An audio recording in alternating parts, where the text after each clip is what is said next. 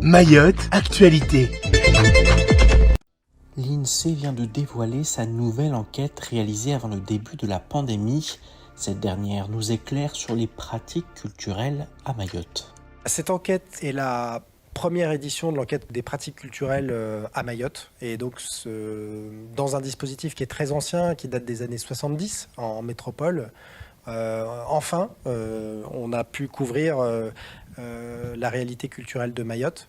Alors en 2019, et l'enquête montre, les résultats ont été commentés, la richesse des pratiques sur l'île, et donc tout l'intérêt qu'il y a à poursuivre ce travail et à poursuivre l'analyse des pratiques culturelles. Lecture, pratique de la musique, écoute de la radio, autant de données qui ont été analysées et dont les résultats sont aujourd'hui disponibles. Les Mahorais sont nombreux à déclarer maîtriser le shimaoré, le kibushi, moins nombreux à dire maîtriser aussi le français. Les Mahorais écoutent notamment de la musique de l'océan Indien, de Mayotte, des musiques traditionnelles. On voit aussi qu'ils écoutent de la variété française. Par contre, on voit que les Mahorais sont un peu moins nombreux qu'en France métropolitaine à écouter de la musique, mais aussi à écouter de la musique au quotidien. On voit aussi que les Mahorais sont moins nombreux à regarder la télévision, à écouter la radio. Toutefois, on voit concernant les pratiques en amateur, donc autour du théâtre, du chant, la pratique de la musique, que la population mahoraise en fait est plus nombreuse à pratiquer ce type de pratiques en amateur. On voit aussi que les pratiques de sortie sont moins présentes qu'en France métropolitaine, notamment en lien avec une offre culturelle, d'équipement culturel qui est moins importante. Cette enquête revêt un caractère très important.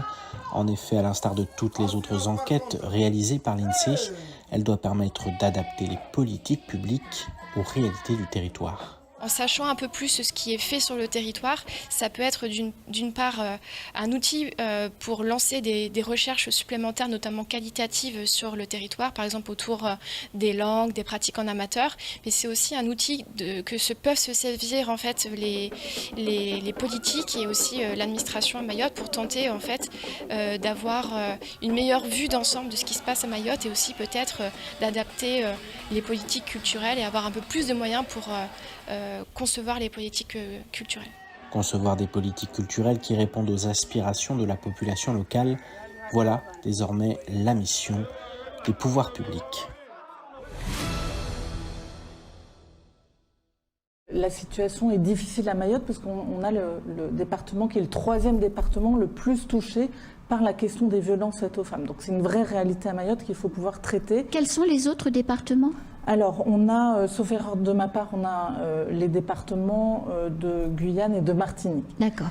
Et sinon, ce qui me semble important de dire, c'est que nous, à l'occasion de nos visites de terrain, on a vu des acteurs très très engagés, et notamment l'association Tikafi Asie à Mamoudzou, qui prend en charge 25 femmes victimes de violences et repérées comme telles lors de leur accueil en accueil de jour par l'ACFAV.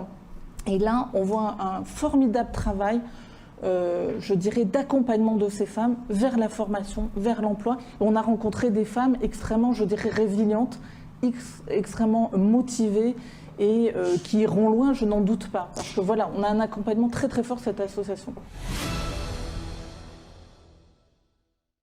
Longtemps espéré, la coopération entre Mayotte et Madagascar semble enfin lancée sur de bons rails. Aujourd'hui, la volonté d'échanger semble réelle entre deux territoires qui ont beaucoup en commun. La terre mahoraise est un des territoires où on parle le kibuchi, donc la langue malgache à l'extérieur. C'est une chance pour Madagascar également. Donc, il y a une forte communauté malgache aussi installée sur cette île. Et promouvoir encore davantage à travers les activités culturelles et sportives ces liens amicaux et historiques qui se sont déjà installés entre nos peuples rentrent logiquement dans la mission des coopérations. Orange d'Afrique du Sud, poulet du Brésil, tomates d'Espagne, carottes d'Australie, beaucoup de produits vendus à Mayotte font des milliers de kilomètres avant d'arriver et ne sont plus des produits frais. Le tout alors même que Madagascar dispose d'une agriculture capable de tout produire ou presque. L'objectif surtout d'une coopération sud-sud c'est de permettre à tous ces pays dans l'océan Indien, la COI, de s'approvisionner, c'est-à-dire d'assurer des libres-échanges des personnes, des marchandises, afin de mettre en place une véritable plateforme de coopération économique et d'échanges commerciaux.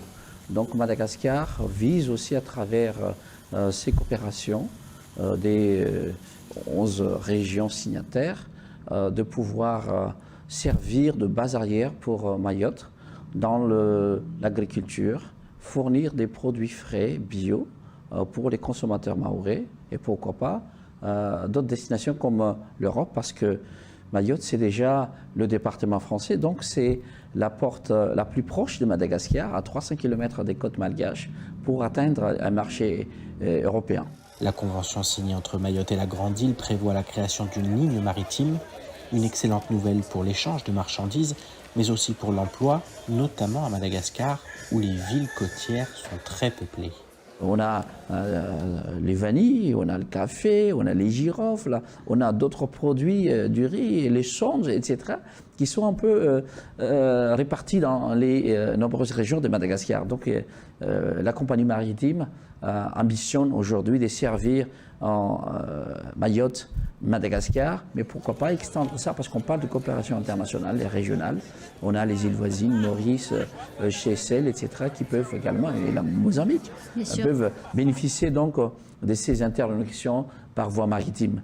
Et pour vous dire qu'à Madagascar, plus de la moitié de la population malgache vivent à moins de 100 km des côtes. Un échange gagnant-gagnant, voilà ce que sont en train de conclure Mayotte et Madagascar, pourvu que ça marche.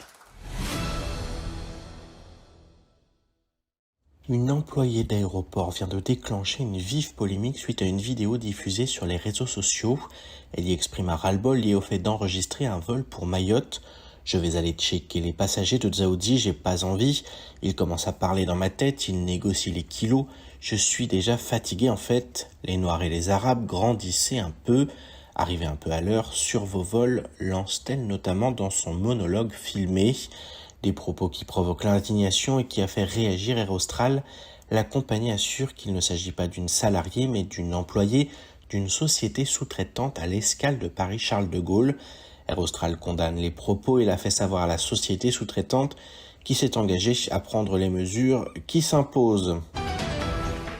Après de nombreuses dégradations sur les feux de circulation, leur mise en sécurité a permis la réouverture hier de la RD1 concernée par les glissements de terrain dans le cadre d'une circulation alternée.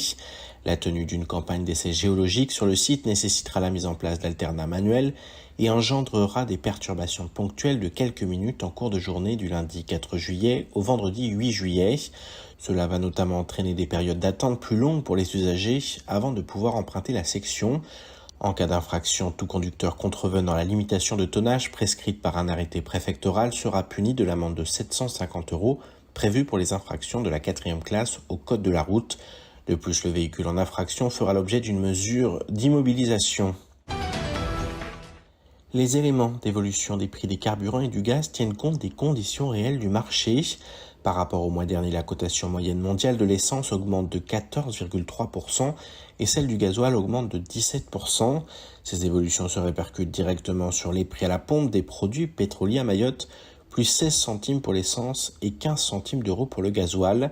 L'amélioration de la parité euro-dollar pour les carburants tout comme pour le gaz permet d'atténuer cette hausse des prix. Le prix du gaz à Mayotte baisse ainsi de 1 € en raison de la baisse de la cotation mensuelle du butane. Le prix s'établit à 27 € pour le mois de juillet 2022. À noter que le dispositif d'aide exceptionnelle de l'État de 15 centimes d'euros par litre reste applicable à Mayotte. Outremernews.fr, le site de l'actualité Outre-mer, 24 heures sur 24 et 7 jours sur 7. Retrouvez la chaîne Outremer News sur YouTube.